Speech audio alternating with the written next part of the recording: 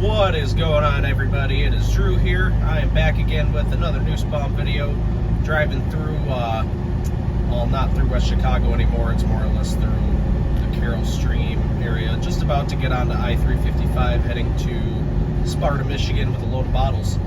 So, in today's video, it'll be a bit of a short one, but I just wanted to talk about why Nussbaum has cameras in their truck. They have driver-facing and road-facing cameras, which a lot of companies don't have. I mean, a lot of companies have cameras as it is, but it's usually just outward-facing. So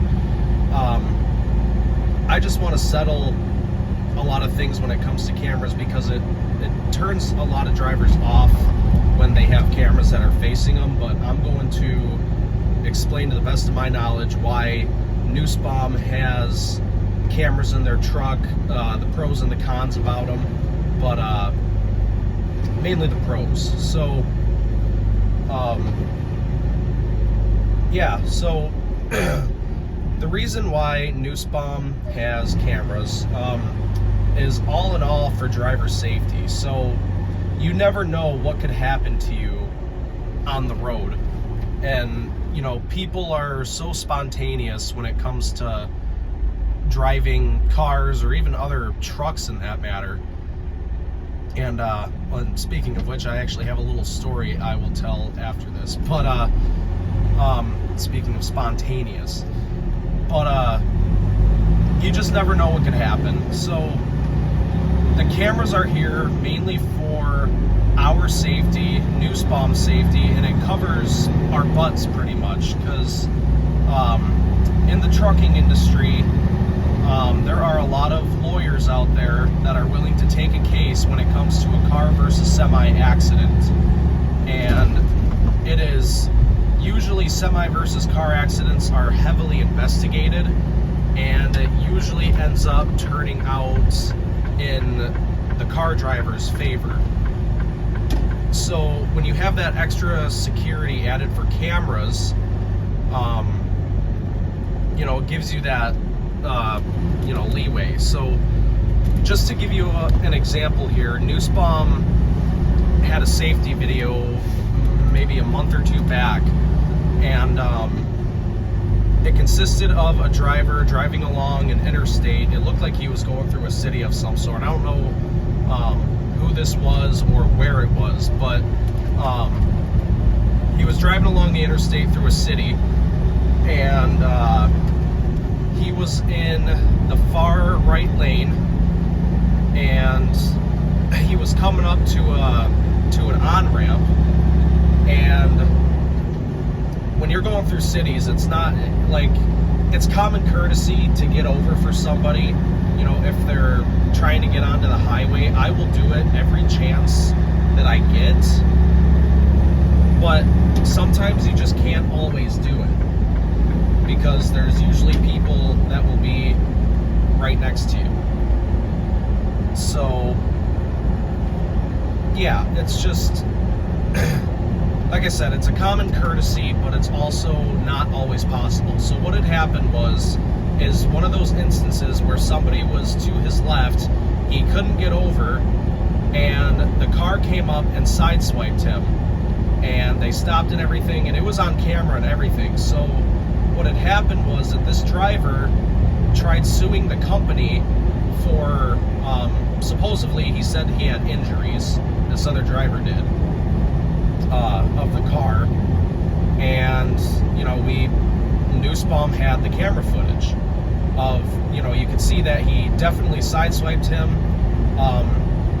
and where the driver-facing cameras, where that came into play, it could have been a different story, you know, if he was on his phone or just not paying attention, but he was paying attention, he did everything right. So Nussbaum turned in that camera footage to the lawyer that was suing them, and the lawyer turned back around to the other driver and said, "We don't have a case here, you know, you're obviously at fault. You know, it's probably not going to go in your favor."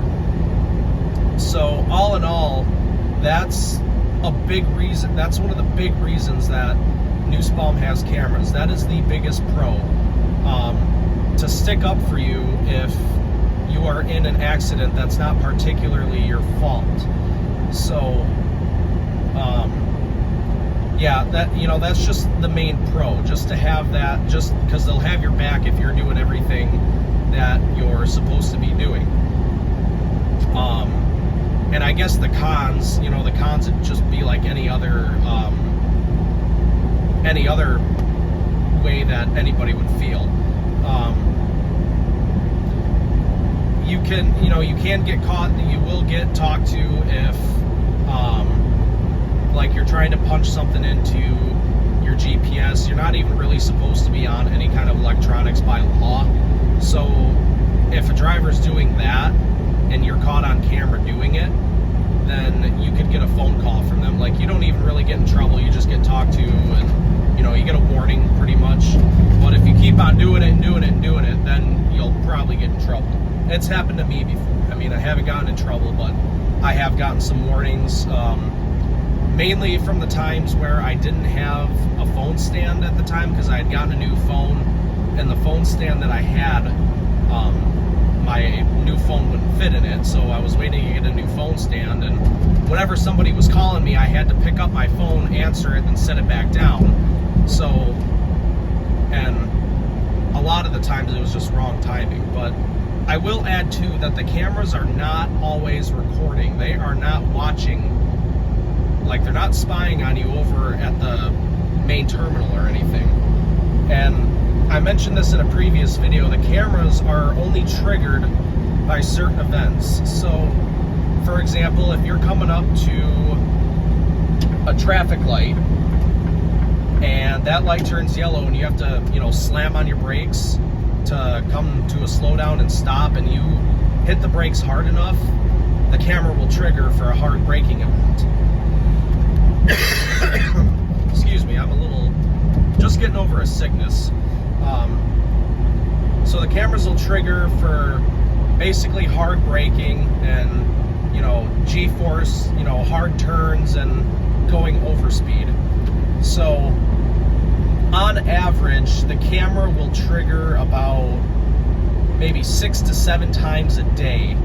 That's just an average per driver. And not all of those clips are sent over to Nussbaum, but some of them are. So it only goes by in clips, for a hard braking event, or if somebody hit you hard enough, then the cameras are obviously going to trigger. But we also have a panic button to where we can engage the cameras. Like, if somebody cuts you off and they're like brake checking you, then you have a panic button that you can turn the cameras on, and it'll send audio and video over to Nussbaum.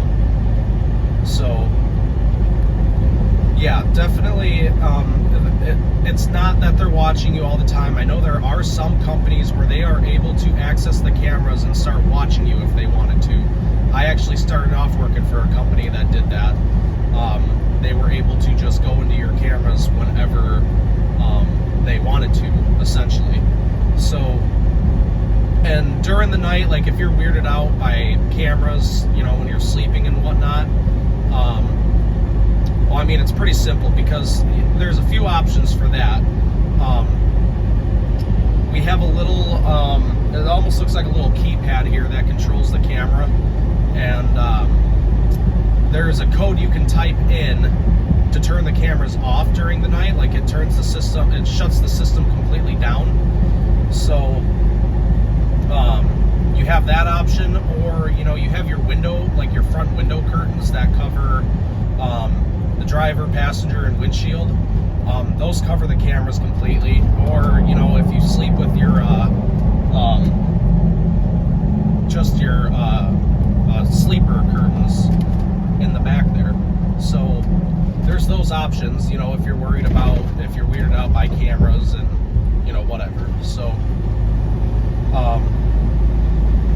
yeah, there's pretty much all of that. So yeah, usually if you're on your phone, and you shouldn't be on your phone at all while you're driving, basically, but if the camera is triggered at the right time and you're typing something on your phone, that's something they'll probably talk to you about. And even hitting a pothole at a good enough speed and it shakes up the truck a little bit, that'll trigger the camera. And trust me, on the routes that I take, there are a lot of potholes, and I see the camera triggered a lot of times. Just like right now, I see the green light blinking because of a few bumps I went over. So, yeah, that's basically all there is to the camera system. I mean, it's not. I mean, it's not super hard to figure out, really, but excuse me. That's basically what the cameras are there for driver safety and to cover our butts and to cover the company's butt if something dire were to happen. So I do believe that the cameras are a good thing. I don't have a problem with them, and a lot of other people don't. Some people do, but I'm one of the drivers that don't really have a problem with it so much. I want to get to a little story that actually just happened yesterday. I was going through, I was on US 31 driving through Holland, Michigan, and I don't know if you've ever heard of a Michigan left, but you know, if you know what they are, you know what they are, but I'll explain it. So a lot of the times you come up to an intersection, you're not able to make a left turn, like it's mostly on divided highways. So if you're not able to make a left-hand turn at an intersection, you have to continue down the road, and then there's a section where you get off and you almost kind of make a U-turn onto the on the other side of the highway, and then you get down to your intersection, then you make a right-hand turn. And what happened yesterday is there was another tractor-trailer driver who took that Michigan left right in front of me, and I had to slam on my brakes. And it, you know, scared the crap out of me, because if I wasn't paying attention, I would have went right through him. So, yeah, it's just situations like that that will save your butt in an instance like that. It could have been bad, but, you know, luckily I was paying attention and didn't hit him. And I rolled down my window. I was like, what the heck, dude? And, yeah, it just kind of got into it a little bit. He took off because he knew what he did was wrong. So, and it's not easy. I was really heavy, you know, I had 43,000 pounds of product on, and it's like, you just can't stop that easy, you know? So even other semi-drivers, a lot of the times, aren't paying enough attention like they should be. So just, there's a lot of impatient drivers on the road, and you see a lot of that in Chicago, but it's really just everywhere. I mean, there's a lot of impatient drivers, and it's a mixture of semi and cars. So, yep, that's the explanations about the cameras. A little bit of a shorter video today, but figured I'd put something out there before the holidays come around. So I'll have to think of some stuff to talk about next. But other than that, I hope everybody has a great Christmas and New Year's coming up very shortly. Time with your families. If you're traveling, be careful. I know there is some snowstorms brewing. So everybody have a Merry Christmas and a Happy New Year, and we'll see you in the next video. Bye, guys.